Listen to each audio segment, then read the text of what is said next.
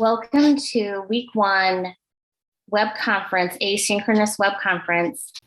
Thinking and Learning, Critical Thinking and Collaboration. My name is Dawn, and this web conference is from the text Thinking Collaboratively, Learning in a Community of Inquiry by Randy D. Garrison from chapter 2.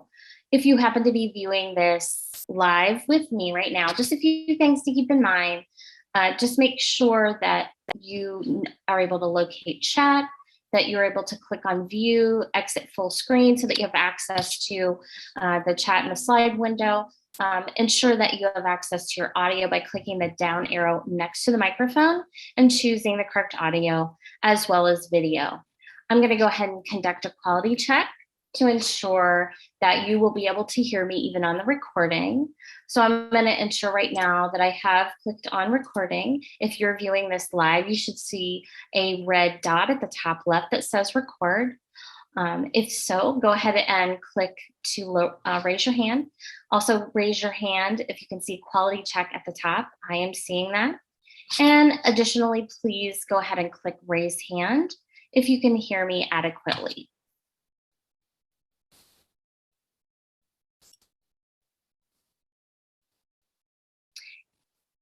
In this first phase, these are the learning objectives that we're going to focus on in today's web conference. Attendees will understand that critical thinking requires collaboration, as well as attendees will understand that community and collaboration is essential to the inquiry process. So when I first learned about or heard about critical thinking, I thought it just meant to question and think deeply about something that we read or hear about, not just blindly accepting what we read as fact. While this is sound advice, if this critical thinking is done in a vacuum, if all we do is just think critically ourselves, then there's the danger of having tunnel vision, where one doesn't consider different perspectives. So the benefit of working in a collaborative group is that you can have a conversation around your currently held beliefs and ideas, and you can challenge one another, like you're seeing in this image on the screen, to consider those different perspectives. Ultimately, this may lead you to change your perspective, but even if you keep your originally held belief, the experience of this collaborative discourse will hopefully lead you to look at the situation from a different point of view. When the teacher steps back from the podium, no longer the sage on the stage, and becomes the guide on the side, their role can then be to facilitate the student inquiry process. So for deep inquiry to occur, where the students are able to construct personal meaning, there needs to be community and collaboration, as what you're seeing here on the screen. This is called constructivism, where students work together in collaborative groups to build understanding and to make sense of new experiences by connecting them to prior knowledge. Even though individuals can construct personal meaning, when they work with this community of learners in collaborative groups to build understanding and make sense of new experiences, they can help one another identify and challenge misconceptions. When students can talk about what they're learning, this will lead to better and deeper understanding. So let's pause for a moment and reflect on this. Pause the recording, go to the discussion thread, share a situation where you engaged in a collaborative conversation with someone who had a different perspective than you. And at the end of the conversation, you either changed your thinking or maybe you kept your original perspective, but now you have empathy for that other's perspective. There's a visual on my screen that will show you how to get to that discussion thread.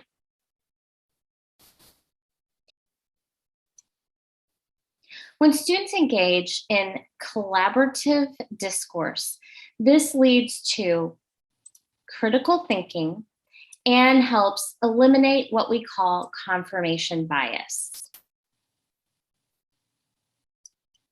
Vygotsky's idea is when individuals interact with one another in collaborative discourse, their knowledge evolves. Basically, it creates synergy where the whole group, the whole is greater than the sum of the parts.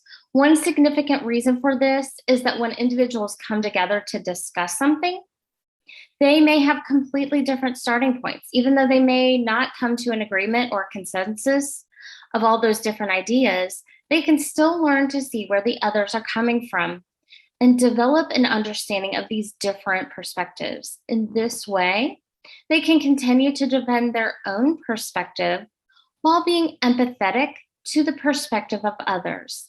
This ultimately will lead to more collective knowledge. The key here is communication. Another benefit of this collaborative discourse of individuals who begin from differing perspectives at the outset is that it helps to eliminate confirmation bias.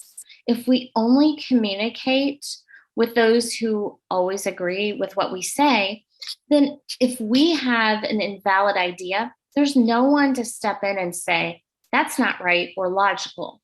When we engage in collaborative discourse with those whose perspectives differ from ours, then this helps us to look at our own ideas more objectively. Constructivism flips the script from the teacher imputing knowledge to the students, to creating a situation where the learner constructs meaning and makes sense of these new experiences. By tapping into prior knowledge. Now, this means that the student is taking ownership of their learning, and they must think critically and creatively. It's best done in a community of learners where they have shared learning objectives. As I mentioned on the previous slide, this allows the learners to engage in collaborative discourse and to hear new perspectives. This may lead them to change a previously held belief, but even if it does not, they're going to gain empathy and ideally be able to look at the situation from another's perspective. This process may seem messy to the teacher. You may feel uncomfortable allowing students to have this agency to use different methods or, depending on the subject, come to different conclusions. When I was teaching, this was a struggle for me. When I taught third grade math, it was a struggle for me to allow students to use something other than the standard algorithm.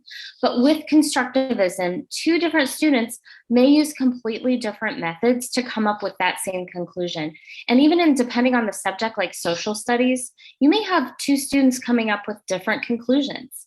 But the key with constructivism is that they're able to see that more global perspective. And this is true with higher order thinking. It's going to allow your students to defend their position and use text evidence in a real world situation. So let's try this out in a practical way. So once I've finished explaining this activity, go ahead and pause the recording, go to the discussion thread, and think about a lesson that you taught with a teacher-led approach, more sit and get.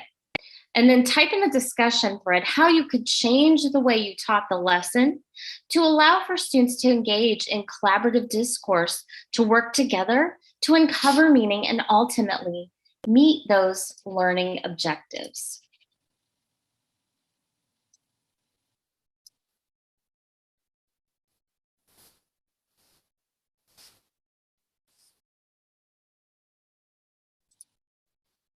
Moving a classroom from a more teacher-centered to student-focused approach may look something like this. In a teacher-centered classroom, I may pull up a PowerPoint that says, nocturnal animals need some light to see in the dark, their pupils dilate, the rod cells serve as light receptors, and this is how they can see in the dark. I might say, write this down on a note card, study it, and I'm going to quiz you on Friday. Do you think my students are going to remember this next year or even care about what they're learning? Possibly not. But with a student-centered approach to teaching, I might go ahead and show them this visual here, like this video I am showing you here on the screen, where they're seeing what happens to the animal's eyes. When I ask them probing questions like, what do you notice about the animal's eyes? So they're seeing this real life situation here. Then I give them time to talk about it and allow them to write down questions that they have. This is going to help them eventually lead to deep discussion as well as creation of meaning. In the previous slide, I gave an example of how you can take your classroom from teacher-focused to student-focused and encouraging students to have that collaborative discourse with one another around an idea. But you don't have to stop there. And in fact, you should encourage that inquiry process in your students. In a collaborative community of learners, as a teacher, I might provide an opportunity for my students to explore the idea of how light travels as a group by giving them resources such as mirror, paper, flashlight, and they can work together to find out how light from different objects gets to their eyes. So maybe if they shine the light on the mirror in a darkened room, they're able to trace the path of the light on paper. And then they can place objects in the path of the light to see how it changes that light path. So by working together with other students discussing what they observe, they are able to make deeper meaning and gain a greater understanding of the concepts that you want them to learn. It's not only going to lead to higher test scores at the end of the week, but this meaning is going to transfer to what they're learning next year in science. So let's practice this. Let's take a look at this. So once I complete explaining this activity, go ahead and pause the recording, go to the discussion thread, think of a lesson plan for your classroom and how you can make it more student focused. Type in one probing question you can ask your students to discuss in collaborative groups. Next, also in the discussion thread, share a group inquiry project that your students can engage in to lead to deeper meaning for the learning objectives for that unit or lesson.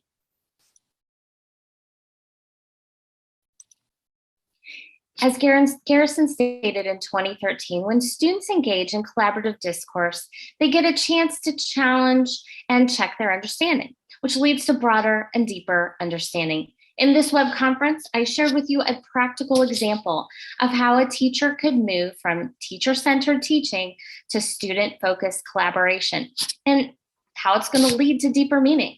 You had a chance to share a personal example as well as a classroom example of the benefits of going beyond individual critical thinking to engage in this collaboration, in the collaborative discourse. Prowett stated in 1992 that the student-focused approach of constructivism is much more interactive than traditional teacher-centered learning. So by giving students opportunities to engage in the constructivist approach, just constructing meaning in a collaborative group, your students can engage in inquiry. It's going to result in much deeper meaning making and understanding.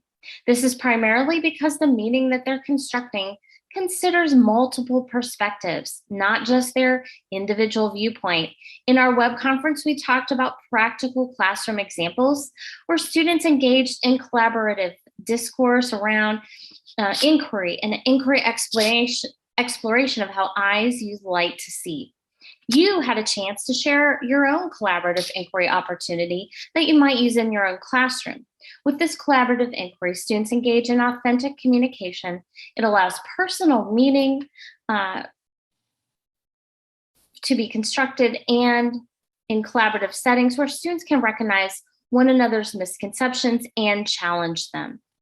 Brown and others argued in 1989 that knowledge and understanding comes not just from reading a textbook, but from the activity, the culture, and the context where it was developed, such as the collaborative inquiry exploration about how eyes see light that we discussed. Ultimately, this is going to lead to much deeper meaning and knowledge that students will remember not just on Friday's quiz, but they can apply it next year as well. So let's just complete this assessment so that you can demonstrate your knowledge of the learning objectives of the web conference. So once I complete explaining this, go ahead, pause the recording. So go into the, go back into that discussion post and respond to one of the other attendees' responses from the exploration phase or the integration phase activity and share how you might use the same idea in your own class or how you might adapt their idea to use in your own classroom. If you have any questions or issues in regards to this web conference, please email them to the instructor. Thank you so much for your time and your engagement in this web conference.